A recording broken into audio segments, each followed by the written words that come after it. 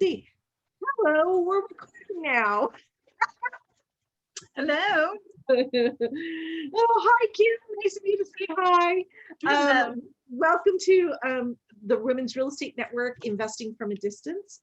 Please pull up your chat and say hello in the chat. Let us know your name and where you're from. And first timers, welcome to the group and let us know you're a first timer. Many of you have heard before, where focus goes, energy flows. And we want your focus and your energy here. So turn on your video, engage with us. Tonight, our topic is investing from a distance. Now, I just want to take a little survey before we start anything. I'd like to know, and I'd like you to put a yes in the chat, if you've invested somewhere you don't actually live, right? Put a yes in the chat if you've invested somewhere you don't actually live. Oh, we've got a lot of yeses coming in. We've got a lot of yeses coming in.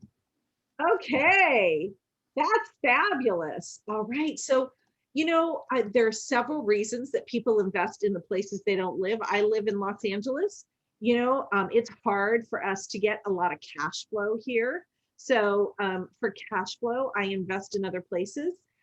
If you have a reason other than that, could you put it in the chat? About why maybe you're from a certain place and you relocated, right? There's a lot of reasons that we invest not where we live. Maybe it's a better deal someplace, you know, I don't know, put it in the chat. So because we're going to be talking about all of that this evening. I do have a few announcements, so let me share my screen. Here we go. And let's see here.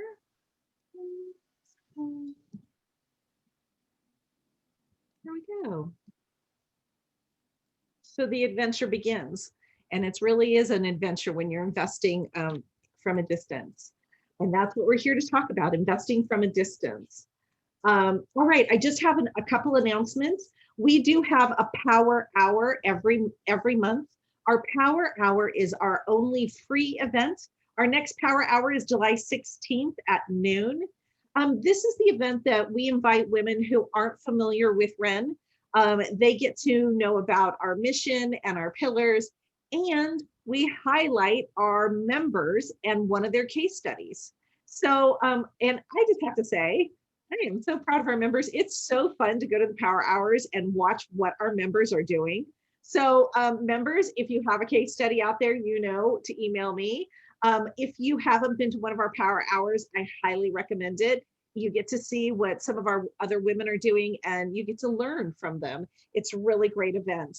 Members, we have our Member Connect a week from tonight, and we're doing something different, and I'm not going to tell you what, but we have a different way of connecting online that I'm testing. So you're going to be my guinea pigs, but I think it's going to be really fun. And so meet us tonight, meet us on next Wednesday night, members. Next month, we're going to talk about hospitality, right? What is real estate and hospitality? Well, it's everything from short-term rentals to hotels. And we've got women that are in both. In fact, one of the women that's on our call tonight is Angela. And Angela has many short-term rentals. Angela, what is your short-term rental portfolio up to now? Hey guys.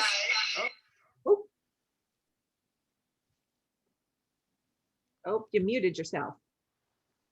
Hold on, she's getting it together. Okay, can you hear me now? Yeah, we can hear you. I have my phone, I have my computer.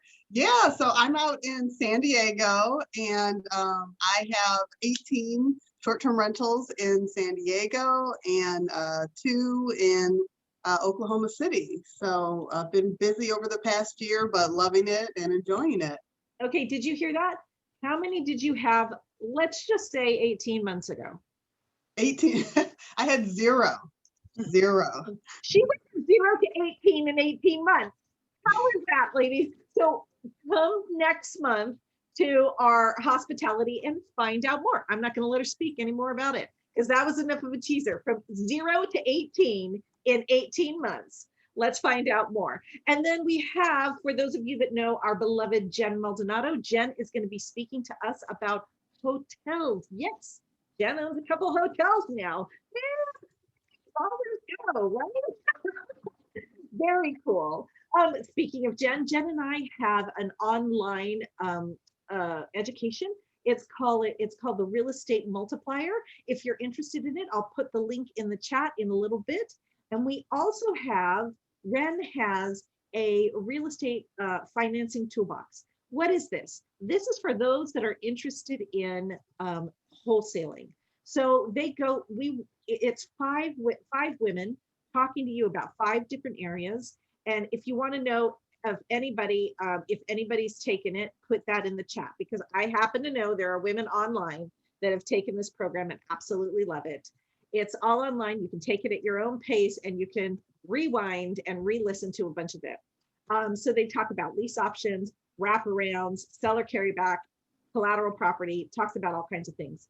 If you're interested in becoming a WREN member, go to joinwren.com. I'll have more information about that later. And then I also want to let you know that everything you hear tonight, you need to make sure it's right for you if you want to invest in it. So make sure you consult your legal consultants and your financial consultants before moving together on anything.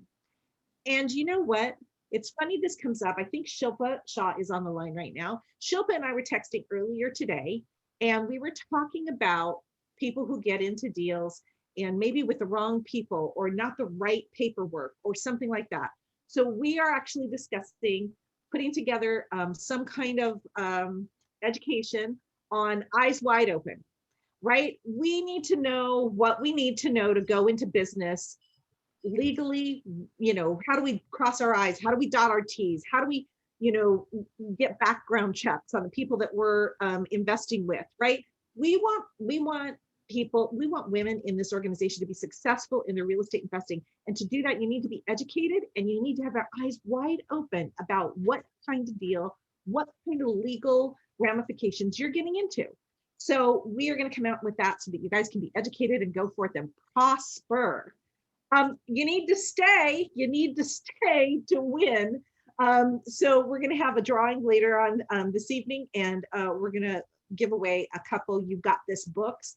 10 women tell their real estate story. In fact, Catherine is one of those women, and she is one of our speakers this evening. I want to take a second to talk to you about our sponsors.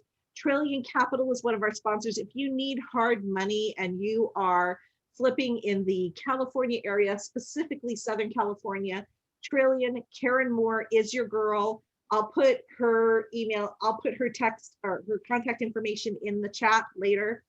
And who here needs insurance? Insurance. So whether you're got buy and holds, whether you need insurance for your primary residence, whether you need insurance for your flips, NREIG covers it all and covers it all nationally. That is what they do. They are an insurance company for real estate investors. I'll put their link in the chat later on as well. Okay. This is a portion of the meeting that I want to share with you a little quote, hopefully a little inspirational quote. And this quote comes to us from Benjamin Graham. And he says, successful investing is all about managing risk, not avoiding it. Successful investing is all about managing risk and not avoiding it. So I picked this quote for a personal reason. When I first started educating in real estate, which was just over 10 years ago, I was going to all kinds of real estate clubs, maybe like many of you, right? And I hadn't bought anything yet, but I was realizing, I thought in my head, I was like, I want to buy something close so that I can drive by it. And I live in Los Angeles, and I didn't know how that was going to work because, you really can't get cash flow. And I knew that was my outcome. And I was at a real estate club, and we were put in a group to do an exercise. And to be honest with you, I cannot for the life of me remember the exercise, but I remember the learning from the exercise. I was put in a group of other real estate entrepreneurs. There were 4 of us. I had no property. I was with somebody that had a piece of property in Los Angeles. I was with somebody who who invested out of state, and I was with somebody who invested out of country. And I was like, out of country, out of state. Oh my gosh. How do they do it? How do they manage that? I just don't understand it. And I remember going home that night, and I was driving home and I was thinking about it. And what I heard was that there were other places that met their investment goals, right? That they could get those goals met, but they weren't close. So they had to mitigate the risk, right? They had to figure out ways so that it didn't feel so risky. And that's what this quote is about. Successful investing is about managing risk, not avoiding it. And I thought to myself, well, I want cash flow. I knew that was my ultimate outcome. For any of you that know my story, you know that I didn't have any money. So I needed to flip for capital and then reinvest for cash flow. So I wanted cash flow. And I knew that I wasn't going to be able to get that in Los Angeles. And I thought, what is it that I can do to make myself feel more comfortable investing farther away? Right? Okay, I needed to learn, right? I needed to decide where I wanted to invest. I needed to learn that place geographically. I needed to feel like I had some boots on the ground. I needed contacts. I needed a team, right?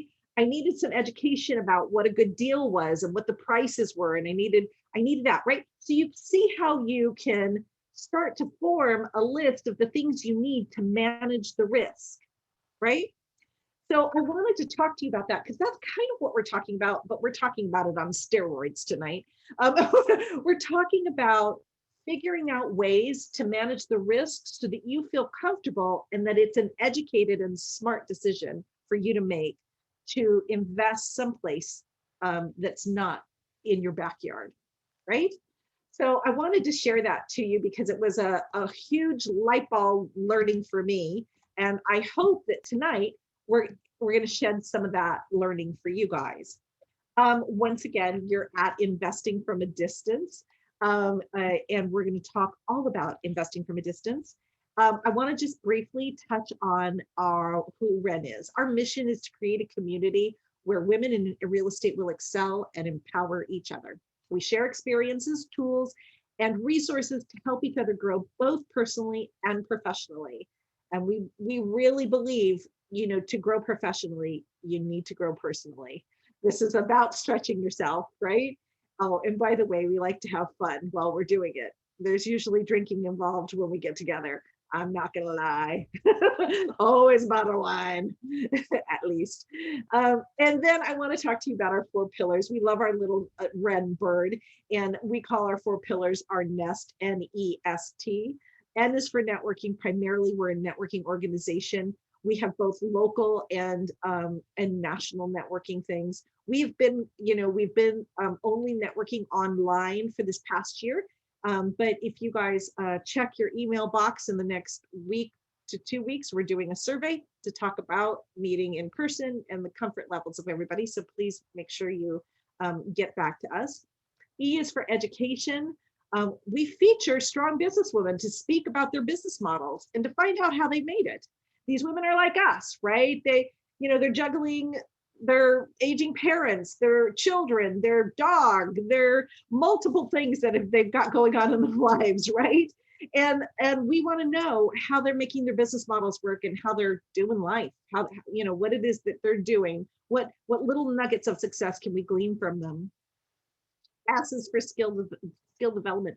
We are developing more training to develop skills as a real estate investor and business owner, as well as we have a lot of online stuff, especially if you become a member. And T is for transformation. Once again, we really believe that to grow as a real estate professional, to grow your income, you need to grow yourself, right? What is that wonderful book, Think and Grow Rich? It starts with thinking. It starts with mindset. I'm a huge mindset person, and we do, we strongly believe that self-development is where the real work begins. Tonight, I am so excited to introduce to you some of 2 of my favorite women. They have been with WREN for years, since really the beginning. Beth Clifford is actually one of the women that inspired me to start WREN. I met Beth on a cruise, a real estate cruise, and she was the only woman speaker on that cruise. And when she got up and spoke, she picked up her phone and she goes, "You want to know how I do business? It's right here. It's all in my contacts. It's all in my team." And I was like, "Oh my God, she's remarkable."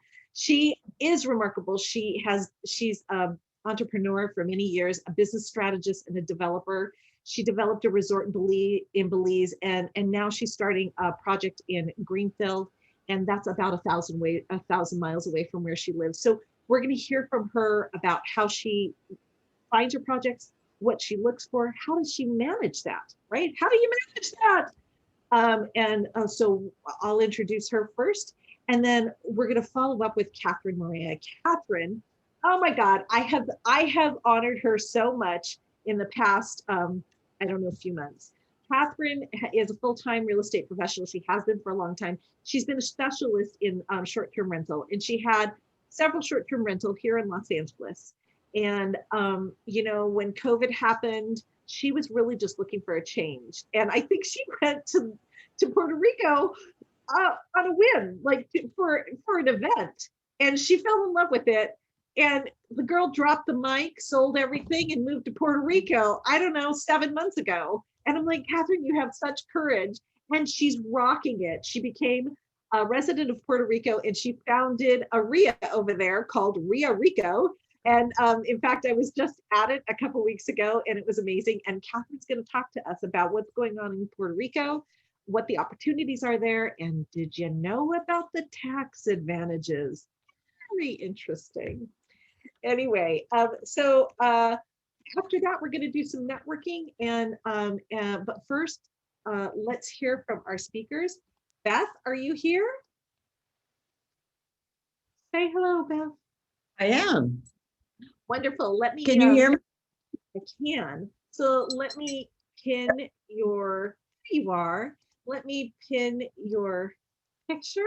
And I've already made you co-host. So if you want to share your screen for slides, you can do that too. But take it away, Beth. And thank you for joining us today. You got it. How are you, Deborah? I'm wonderful, thank you. Other than we're having some technical difficulties, we had about 88 registrants, and we have a new system, and I think there was issues with the emails going out. So hopefully all those people will get a recording of this broadcast, but we have a bunch of people here ready to listen, so let's go for it.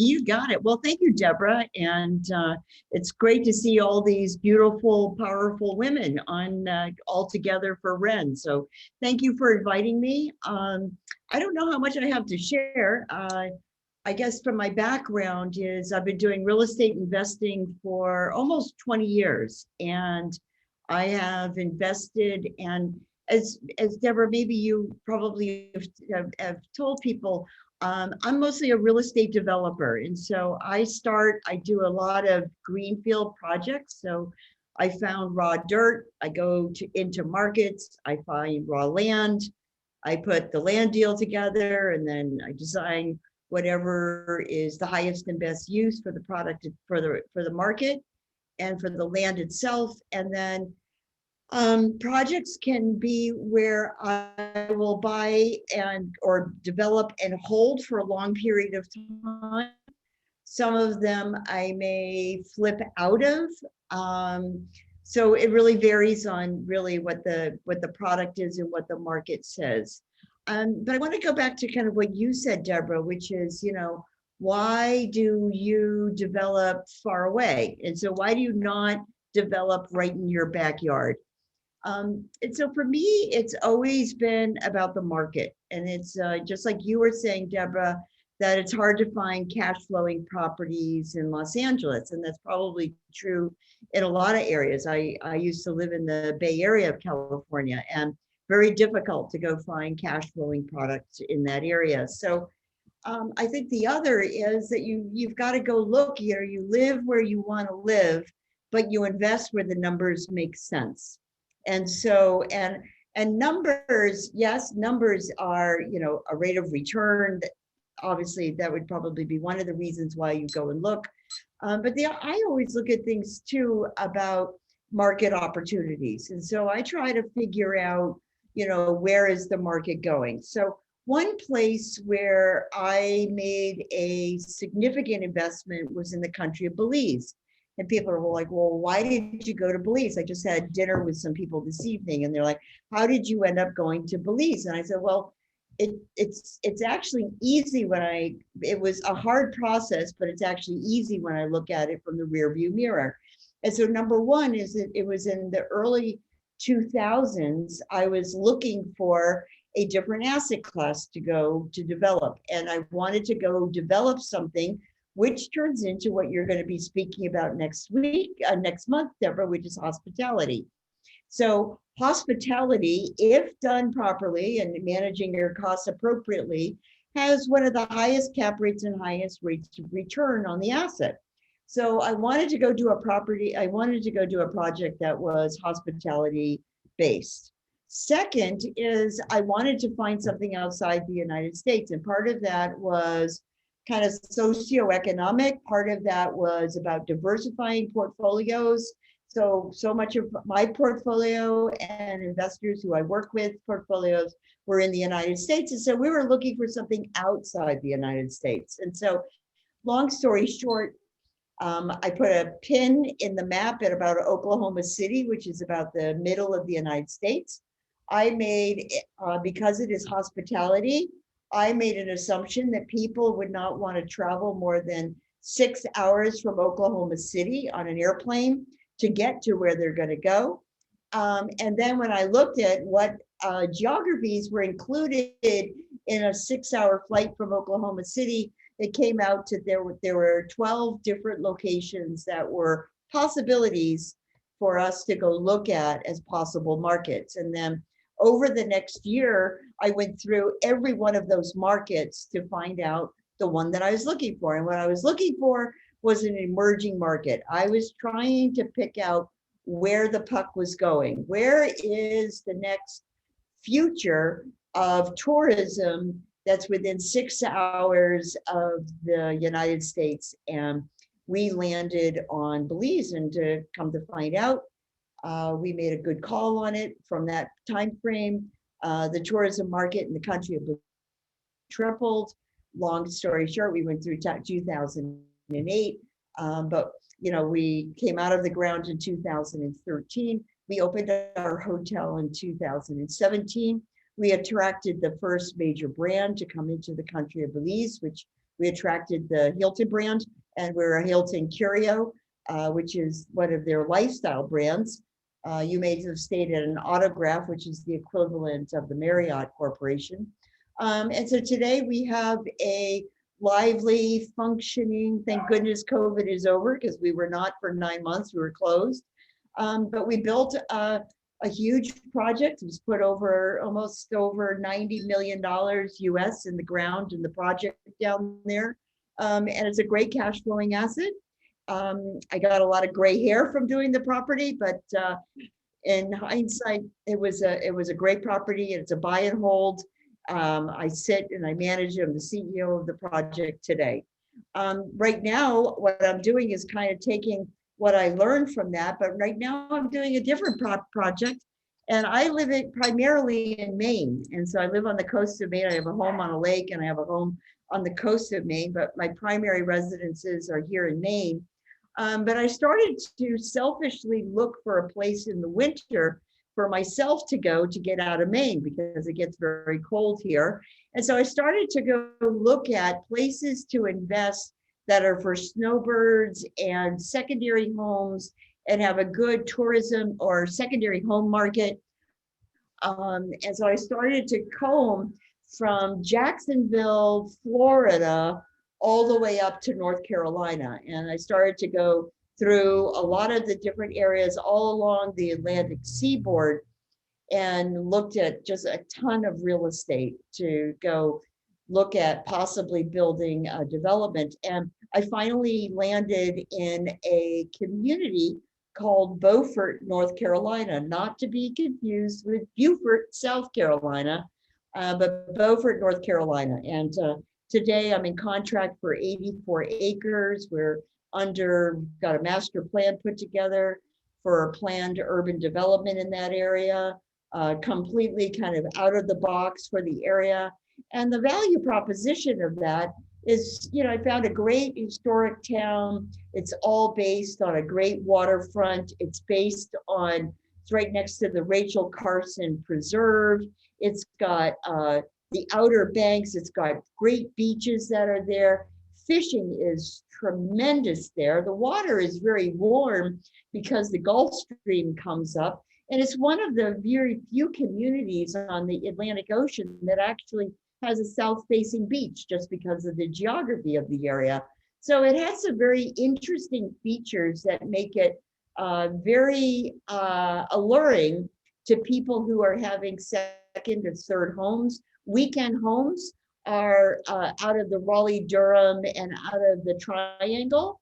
What's also interesting is I love to go where the government is putting in money. And so there's currently a large improvement program of all of the highways that connect the Outer Banks and this area of North Carolina with the Triangle. And so today it takes 2.75 hours to drive from the Triangle into this particular area, but within 6 years, it will be down to less than 2 hours because of federal and state funds that are going into the infrastructure that is for all of the highways in between those two areas. And so I love to go and position myself where federal money is going into improvements, because then, 2 hours for going to your weekend house sounds a lot different than 3 hours. And so 2 hours certainly increases the bell curve of the number of people who would look at this particular area in order for a weekend or a summer home. So anyways, so what are the keys that I always go with? So number one is always about market. It's always about, what is the market that you're looking for? And for me, it's also about what type of a product type you're comfortable in either acquiring and or developing. And so my expertise is, I feel like I can pretty much build anything, built everything from, large single families to large multifamilies to commercial to huge industrial projects. So what I actually build doesn't seem to be kind of an inhibitor to what I'm going to select. But what mostly I'm always focusing in on is the market itself and doing the research on, what is in the market, where's the hole in the market, where's the niche that I find that I can put myself into that market. And then when I go into the market, I sort of follow the same formula, which is, go find the A players. Deborah, when I spoke to you and I said, what do I do? And I held up my phone is, my greatest asset isn't my balance sheet. My greatest asset is my iPhone, which has over 4,200 contacts of active contacts of people who I can call to help out with projects that I'm working on. And so it's, to me, it's always about market and then build a team. And building a team is all about coming into a market with an attitude of listening and humility, of understanding what the market needs, who the real players are in that market, and how you can be a part of that community and add value to the community. I don't go into a market and I don't go in and say, oh, I built this thing here and you should listen to what I have to say because I've done it before. Never do that. I come into markets and I say, hey, what does this market need? You've been here longer than I have. I've only been here for 6 months. I kind of see this, but is that right? Or what do you think? If you could wave your magic wand, I'll ask real estate brokers, I'll ask the town planner, I'll meet with counselors that are on the planning board, I'll meet with lawyers in the area, I'll meet with civil engineers, and I'll say, what do you think? What do you think is needed here? If you had a magic wand, what would you build? what do you think would be the problems if we did go build that? Would that be easy to go build or hard to go build? Well, if you were looking to go do something that was easy to go build, what would that go look like? And so I just do 90% listening and 10% talking. And when I'm talking, I'm always asking questions. And so what I understand, hold on, got the dogs in here. Sorry, I'm, hold on, come on, guys, let's go, come on, here you go, outside. Sorry about that. I got my grand dog that I'm watching, and so they want to do a little bit of wrestling, I guess. So apologize for that. But I just go in and your dog started other people's dogs barking. Sorry about that. So Don't worry. it's all about opening the conversation up to really get an understanding about how you can become an asset to another community. And so that they then look at you as an asset, and they then work and want to be part of your team, and that you build a vision around what becomes the collective vision that you have now ascertained by going into a market and just being a great listener and being a great advocate for the success of the local market. Because ultimately, all boats rise in a tide. And what you ultimately would always want is to build success in a future market. So number one is location, market, like we always do in research. And then number two, or what we do always do in investment. And then number two is just building a team and finding A players, and Deborah, you've probably heard this from me, and I know I speak about it all the time. A players may cost you a little bit more money, but they will always make you money. C players will only lose you money. So I always look to go find who are considered the best people in the community, who's the top real estate agents in the community, who's the best attorneys. I always hire the best. And I really believe that projects that I do long-term development projects. The project that I'm doing in North Carolina is an opportunity zone. The people who sold me the property didn't even know it was in an opportunity zone. The people in the community didn't even know what opportunity zones were, but I'm sure many of us are savvy investors, savvy ladies on this call who understand what opportunity zones are. And so, so it's probably a 5 to 7 year project, opportunity zone, long-term hold, and we're probably going to end up 420 units we're going to develop over the next 5 to 7 years, end up owning over 200,000 square feet of long-term hold in the building of commercial and 120 units of multifamily out of the deal. So, early pro forma on this project is another $100 million.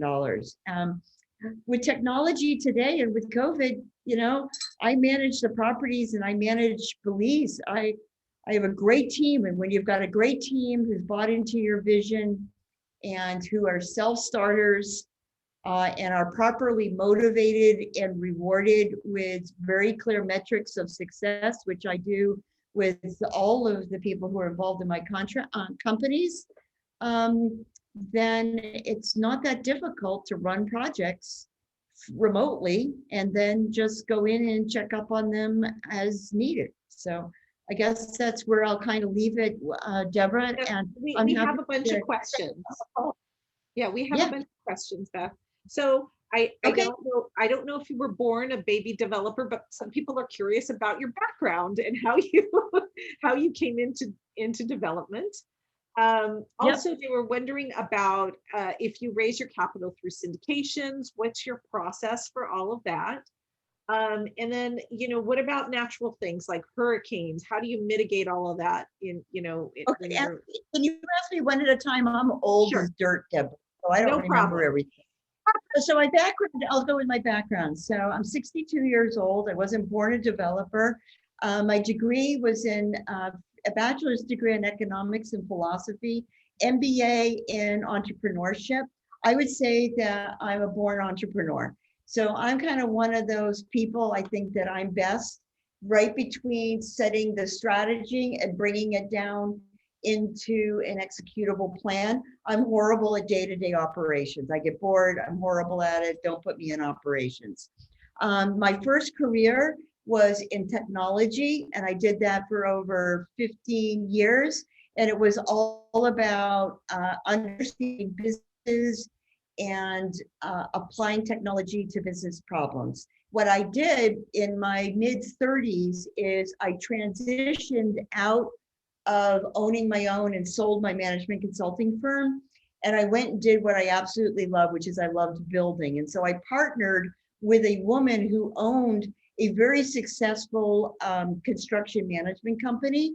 And I became her partner. And what I brought to the equation was the use of technology in very complex problems. And what she brought was all of the expertise on building. And so the two of us got to learn from each other. And so within 18 months, I was project development manager on Hyundai Semiconductor and had 4,000 people reporting to me and was managing a $5 billion industrial construction project. And so that's where I cut my teeth, was building large industrial. And then from there, I've kind of gone on and done lots of different things. So followed what I said before. So that's how I went and did it. So, hey, partnerships are always great, right? I mean, you can always add value somewhere. And so that's how I did it. I took a huge cut in pay and ended up become a partner. But out of that, I don't know, half and a half ended up making me to a 4. So sometimes the numbers work. Let's see, what else was there? What else? How are you was funding there? it? Do you raise capital through syndications? What's your I do. involvement? So, yep. And so yeah, that's a great question. So my methodology was always, I went through my life and I wanted to become the bank. And so I always temporarily lived below my means and I saved my money. And so I always put money away. And so my first projects that I did on my own, self-financed. And that was just being very austere and just did it. It's like, it is what it is. So ate a lot of blue box macaroni and cheese, but at the end of the day, turned out so that I had enough money to go fund my own projects. And so I do a kind of a blend in my own investment portfolio where I like to do what I call peanut butter and jelly, which is in my projects. I like to go around in my projects and I like my projects to come back and add peanut butter, which to me is into my bank account. So I like to continue to be able to fund more and more liquid assets for myself. And then the jelly is syndication or other people's money. And the reason that I do that is I think, and I believe that because I'm able to come to the party with money and be the angel investor and be the class A investor on every one of my projects, then it's easier for me with my peanut butter to go in and raise the jelly from other people. And so all of my projects, I always have a typically absolutely never less than 5% of the capital stack. And in many cases, I have 10%. And my value, so for instance, the North Carolina project, all of the initial funding has gone through with me. And so I've taken down the project, all of the contracts myself, I put all of the initial investment in. And now what I'm doing is starting to raise the jelly, which is done through partnerships. And so I do it through single purpose LLCs and debt. And so I love debt. And if I can say anything is with the way our economy is going now and with inflation the way it's going right now, get as much long-term debt as you possibly can right now. So any other questions, Deborah? One was hurricanes and things like that. About hurricanes. Yes. And... I'm always, and so, like with all projects, you have to understand the political atmosphere, the economic atmosphere, the environmental, the natural, all of those things need to go into your understanding of any particular investment that you're going to make. and then how you're going to mitigate those, or if it's a go, no go. And so, yes, there's hurricanes in both of the areas that we're involved in. We build to class 4 and class 5 standards. And then of course, we carry the necessary insurances that are required in order to be able to go do it. So it's rare, you're going to have, it's pretty rare other than if you maybe go, you could go almost anywhere in the world and there's going to be some type of weather possibilities that can lead to a catastrophe. So, I think you just have to mitigate those and understand them, and obviously mitigate the risk through insurance and taking care of your building. What else? Were there other questions? I'm looking at them right now. There are some other ones in the chat, but I have some ones personally because I know your journey. And I know that while you were building in Belize, you actually ended up utilizing a lot of natural resources. Can you tell everybody how that kind of came about and what you ended up doing there?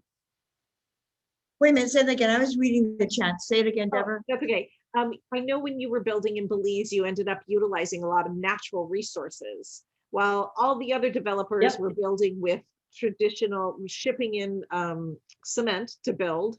You chose to go a different route. And I thought that was really genius, but I'm curious how that came about. And maybe you could share a little bit of that story about how you utilized your natural surroundings. So I am not like one of these big Green New Deal people, but I am a person who believes in sustainability and being responsible. And so so it kind of starts from my belief, which is when you go into a community and you're going to be a developer or an investment of a community, then you need to have that local community's best interests at heart. And so that means, for me, that means using as much local labor as you possibly can. It means using as much local resources as you possibly can.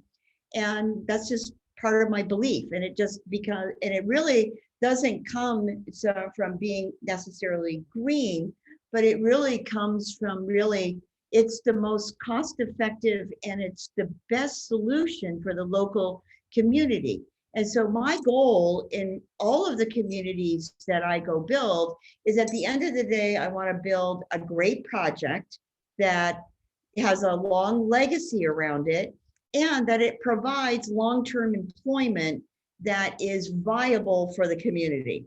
And so I today employ in Belize almost 280 people, and all of them I pay great wages to, give them benefits, training, and all of them are now in the middle class, which is really not even really real what happens in Belize. Belize is pretty much a two-class society. And so part of my goal has been in Belize is to lift the people that are the team members that work in my organizations, so that they're now in the middle class. Because my belief is that when you move somebody from the lower class into the middle class, you educate them, you give them opportunities, you give them long-term opportunities, you take care of them, healthcare, teach them how to take care of their body, all of those good things. That pays dividends down the road for multiple generations, and that will end up turning into 1,000 people in the middle class, hopefully with the next generation, and then 5,000 people so that's just my own personal way of investing and how I set up my projects. And I think it's the right way to go do business. So that's really how I go do it. I'm very much a locavore in my own life, and I do as much local business as I possibly can. So it's my own personal belief system. I think one of the things that distinguishes Mahogany Bay, for those of you, she has not mentioned the name of it. I hope you don't mind if I mention the name. Yeah, Mahogany Bay. And I think one of the things that distinguishes it is its beautiful wood. It's made out of wood, and it's made very much in alignment with its surroundings. It goes back to Deborah, which is, one of it was certainly about a benefit to the community. The second is that we were picking out a tourism destination that was starting to rise and to increase. And I felt that, well, it was a mandate for me as building a hospitality product, which was for us to bring forward the culture of Belize in our buildings and all of the people, because ultimately people travel to not travel outside of their home area in order to experience something different, to experience a different culture, to experience different food, different people, different ways of life, different ways of living. And so I feel that, like, they just built a new Marriott right half a mile from me, all made out of concrete and glass. And you could be in Cancun, you could be in New Jersey, you could be anywhere in the world in that building. It has no identification to the country of Belize, and that's fine. That's their choice. But I felt that it was a mandate that a hospitality product should be respectful of the local culture and of the local community. Thank you so much. So we've got you're a rock star, Beth. This is very inspiring to hear how you work. Beth, I love your philosophy. So inspired. Thank you. Love what you're doing, Beth. These are some of the comments in the chat. I just want to let you know. And by the way, you guys, I put mahoganybayvillage.com into the chat if you want to check out one of the things that she's done. And you know what, Beth, I know that, obviously we're friends on Facebook. I get to see you. And I know that you tend to hang out with people, Gary Vee, and people who are cutting edge. And, I'm curious, how much of that is that, once again, part of your business philosophy? It seems like you just really go for the A players wherever they are. Is that the truth? Always A. That's mine. Yep. And the thing is that once you get into the A crowds hang around with A crowds, and C crowds hang around with C crowds, and I think it was Jim Rohn who said that you will be known by the 5 people you hang around with. So choose wisely. Right. Do we have any other questions for Beth? Otherwise, thank you so much. And Beth, if people want to contact you or find out more, about getting involved with any of your projects, how should they go about doing that? I'll leave a chat right now. I'll leave you my I'll put it on the chat right now. Everybody can see it, correct? Yeah. And I'll give you my email address. Is that okay? That sounds great. Thank you so much. Yeah, all right, let's give Beth some love in the chat. Thank you so much. Thank you, guys. Thank you. Yay. All right.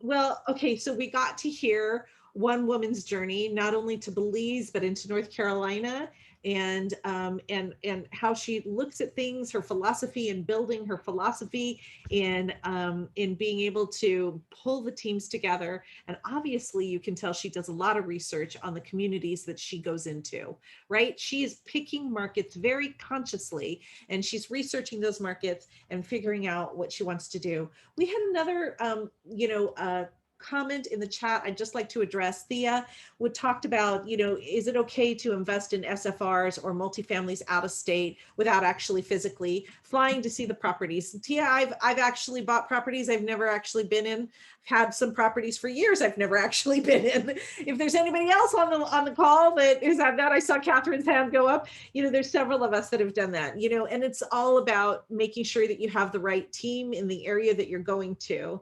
And I call it, you got to make sure you give good phone, because you got to have a relationship. You're gonna have to build rapport. So whether it's on the phone or whether it's via email, you're gonna need to get personal with these people that are working with you, right? So make sure that you're picking those people consciously. And like Beth said, you got to make sure that you're picking the players that you want to be around and that you want to be in charge of your property. Okay, so next up, absolutely amazing. Beth, you're an inspiration, your goals all the way. Thank you again, Beth. Next up is not only a courageous woman who just dropped the mic and moved to Puerto Rico, but a really good friend of mine. And I can't tell you how many times I've said to her, oh my God, girl, you're rocking it and you're going for it. And, and I think we all need to see women that are just out there and doing something new and, and going for it and being successful. So it's my pleasure to introduce Catherine Moran, and she's going to talk to us about Puerto Rico. Catherine. Hello. Hello. Thank you, Deborah. It was so nice to see some of the WREN women. And I just want to say that I really felt like WREN carried me through the first couple months of COVID. I stayed home and I had nothing but the four walls in my backyard and joining the meetings. Major lightning and thunderstorm going on outside if you're hearing anything in the background. So it was really comforting to me. So thank you for having WREN. Thank you for making it Zoom friendly right away and being able to be my support system through the first months of COVID. And after a few months, I decided I needed to change my life. And I ended up moving to Puerto Rico. So I'm going to share my screen and show you a little PowerPoint.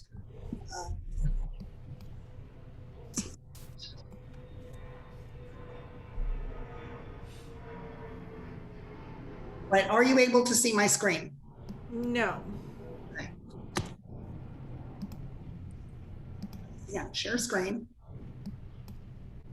Share this one.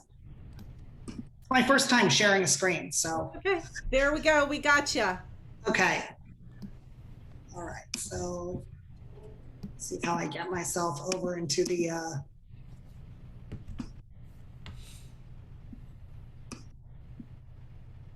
okay, so I wanted to talk about why invest from a distance. You can leverage the high cost of living where you are and control properties that are in an area with a lower cost of living. So if you're in San Francisco, you're in LA, you're in Seattle, you're in New York, or Boston, somewhere with a high price of property, you can purchase somewhere where it's not as high priced and leverage that difference. Also diversify the geographic area where you hold your asset. I think Beth spoke to that a little bit. And it's also nice to think about maybe where you want to vacation or retire and having a property somewhere else because you might be flying there to visit it.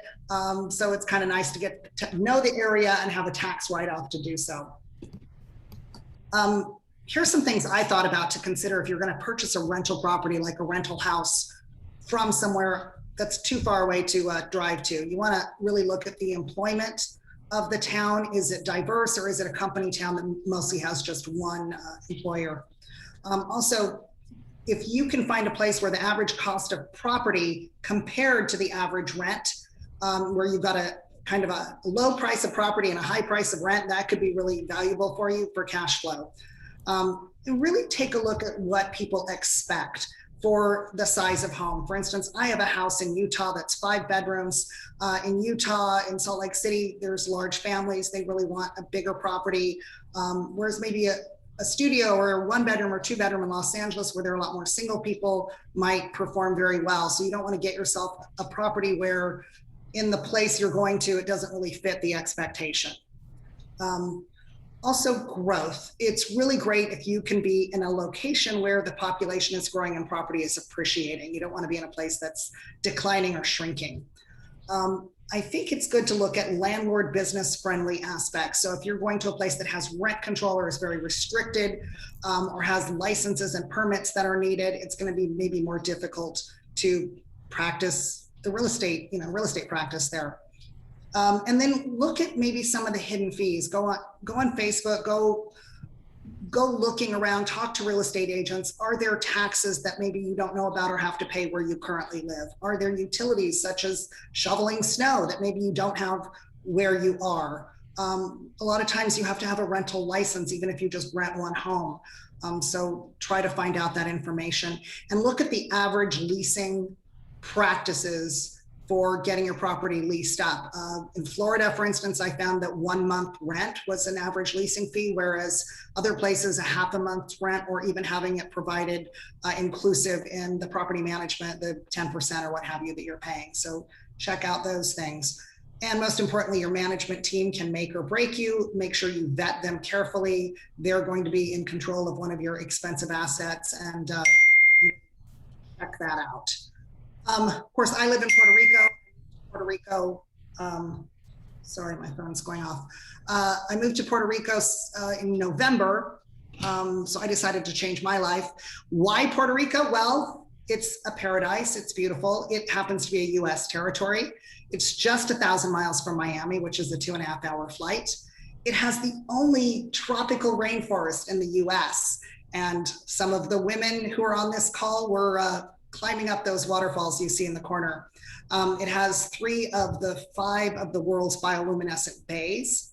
And San Juan, beautiful old San Juan, is the oldest city in the US. And Puerto Rico is America. You have access to the federal courts. Puerto Ricans are US citizens.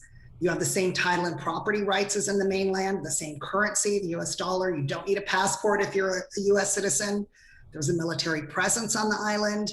The cars drive on the same side of the road. If anyone's been in some of the places where the cars go a different direction, it can be very confusing. You have chain stores that you're used to. You're going to see a Home Depot, Costco, Walmart, IKEA, Krispy Kreme, most importantly. Puerto Rico is a US tax haven, and that's brought a lot of people to the island. If you have a business, what was formerly Act 20, it's now under Act 60, you will pay just a 4% flat corporate tax. If you have something like a CPA practice, a lawyer practice, call center, something like this, where you export your services from Puerto Rico to the US mainland, you pay only 4% tax. And then the act that I'm using, which was called Act 22 before it's now also part of Act 60, I pay no tax on capital gains, interest, or dividends, including stocks, including crypto. And this is huge. It's brought a lot of crypto people to the island. It's brought a lot of people who are tired of paying taxes to California, to New York, to the IRS, to Puerto Rico to live in a tax-free haven. I love that Beth talked a little bit about tourism and hospitality. In the Caribbean, the average GDP percent for tourism is 15%. In the Bahamas, it's fully 60%. And yet Puerto Rico only has 7% of the GDP based in tourism. It's actually a little under 7%. And I like to compare it to Hawaii. So the population is roughly double that in Hawaii, but the distance to the mainland is roughly half. The flight time is less than half. And Hawaii has 3 times the amount of its GDP coming from tourism as Puerto Rico does.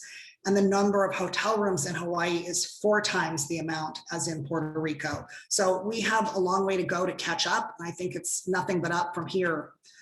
The hospitality, there's something that they changed in the code to convert Puerto Rico into a tourist destination. And that was done less than 10 years ago. It was called Act 74. It's now part of Act 60. And it gives you in either 30 or 40% of your total project cost back in your pocket as a tax credit. And in the bottom right corner, you see the surfing turtle. For those of you who were here in town, you may have met Robbie Krager. He's going to be my speaker this month at the REA. He bought this property a year ago. He rehabbed it. He made it really super cute. It's got 7 rooms. And he is getting 30% of his money back in the form of tax credits. He just opened in April. That property is consistently booked at almost 100% occupancy, and it's not even in San Juan. It's a block and a half from the beach, and he's getting a bunch of money back in his pocket. So that's very powerful. You need at least 7 rooms to qualify for that tax credit or any tourist type project, including services. Other Puerto Rico tax incentives, 98% of Puerto Rico is zoned opportunity zone. You heard Beth mention opportunity zones. This is a very powerful tax incentive. It, in my opinion, is better than a 1031. It allows you to defer capital gains, current capital gains you have from, in my case, California, or from selling of stock, selling a business somewhere in the mainland, doesn't matter. You can invest in an opportunity zone project and defer those taxes for 5 years.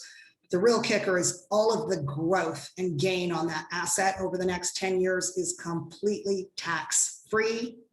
No taxes when you go to sell. You do have to hold it for 10 years. You also get to deduct depreciation every year on your taxes. You have a non-cash item to offset your income, but you never have to pay that depreciation back or get taxed on it when you sell that asset. There's also a little bonus 10% step up in basis, which will also help you in your taxes. And Puerto Rico is the only place where you can own beachfront opportunity zone property, at least as far as I know. Go to the next page here. More hospitality stuff. As some of you know, I used to do Airbnb in Santa Monica, in Los Angeles, in Malibu. And many cities in the mainland have banned short-term rentals. And Los Angeles and Santa Monica are two that ban them. Santa Monica extremely aggressive in their crackdown of illegal Airbnbs. Puerto Rico is tourism friendly. There's a mere 7% short-term rental tax. You do not need a license. You just need an innkeeper ID. And a law was passed just in August, not even a year old, 129-2020, which says that unless the master deed or bylaws expressly prohibit it, you cannot ban short-term rentals in condo projects. So that's pretty cool. Here is a sample case study. This is a project I have under contract. It's a 4-unit multifamily. It's in Santurce near La Placita. They're all 2+1 units. Purchasing it for $550 with 20% down. I'm purchasing it with a partner, a credit partner who's getting, you know, Beth said, I love debt, and having long-term debt at a low interest rate for 30 years while prices are going up and rents are going up and Airbnb rental costs are, you know, you're able to charge more. Imagine in 5 or 10 years, having a P&I payment of just $1976 or under $2,000. Your average daily rate on this project, about $150 a night. So a gross income, roughly $12K. Of course, you've got expenses, supplies, insurance, maintenance, and housekeeping and other things. And you've got to furnish them, but we're going to do this as an Airbnb play with someone who has a job and can get a loan, which I would struggle to qualify for because I'm self-employed. So lastly, I'm looking for credit and equity partners. Here's a couple photos from the recent trip. We're out snorkeling, we're under a waterfall. This is my contact information. And I think I'll pause the share. Stop share, okay. So that's it. I wanted to do it in 15 minutes. I hope I got through it. Oh my gosh, it's like learning through a fire hose. I just want to make sure that some of the people understand, you know, some of the things that you said, because you went through some of them kind of quickly. One is that, you know, is about opportunity zones. And Carol is asking that you put your contact information back up, or maybe you could put it in the chat so that everybody can copy and paste it. Yeah. So opportunity zones in the States have been designated and are, you know, really kind of areas where there is some depressed areas that you need to go into and revive. You know, Puerto Rico is not a state of depression, just so you know, just so that everybody knows, but 97%, 98% of it has been designated an opportunity zone. Opportunity zone funds are an amazing way to defer any kind of tax issues with any capital gains that you might be getting. So there are several people whose play in Puerto Rico is to take the money of any kind of capital gains. If you know, you guys know how the housing market is right now. You sell one of your properties and you've got a capital gains on it that you have to figure out how to reinvest so you can 1031 exchange it, right? Or you could 1031 exchange it into an opportunity zone in Puerto Rico and mitigate all your tax liabilities within several years. I think it's a 5 to 10 year play. True, Catherine? You defer your current capital gains for 5 years, then you do need to write that check to the IRS and pay those capital gains. But because of the 10% step up in basis, they'll be less than what they were if you just wrote the check. Plus 5 years time value of money, so you get that. But the real key is that you hold the property for a full 10 years.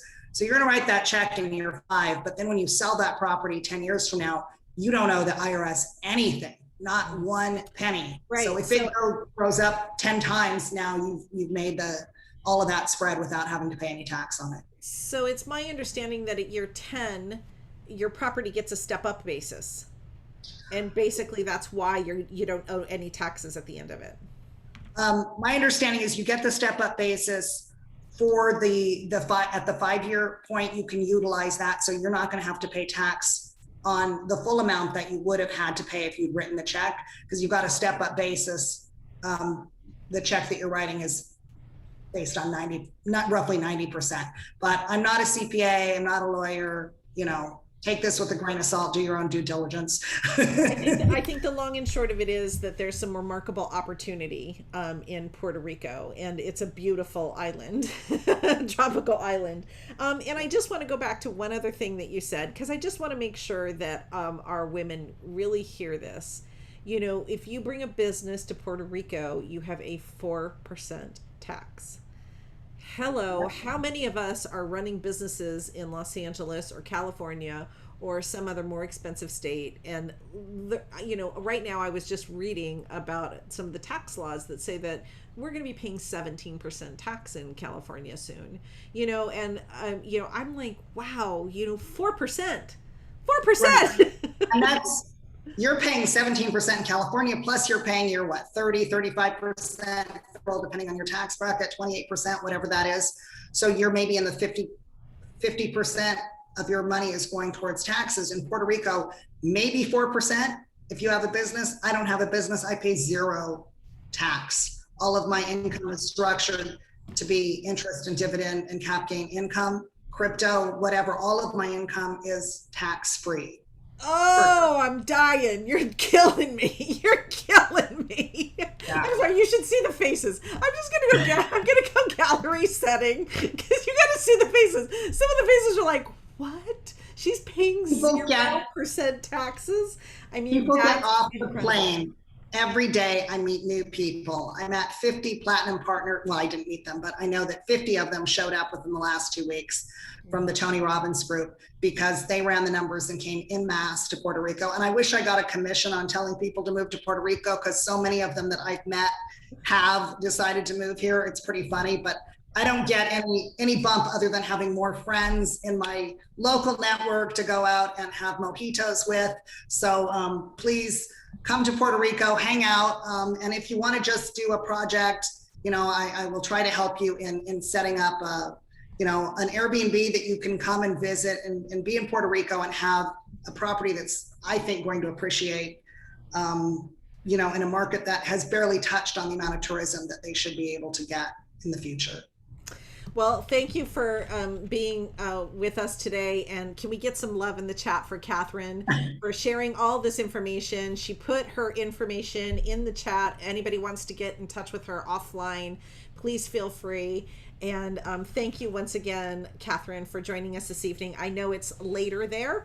And so, I really appreciate you staying up late for us. Of course. It's lovely to see the Zoom faces again. I've missed these calls, but I don't always stay up this late. And I'm glad I was able to see everyone and connect again. This is awesome. And Beth was amazing. And I took a bunch of notes from her stuff too. So. Thank you so much.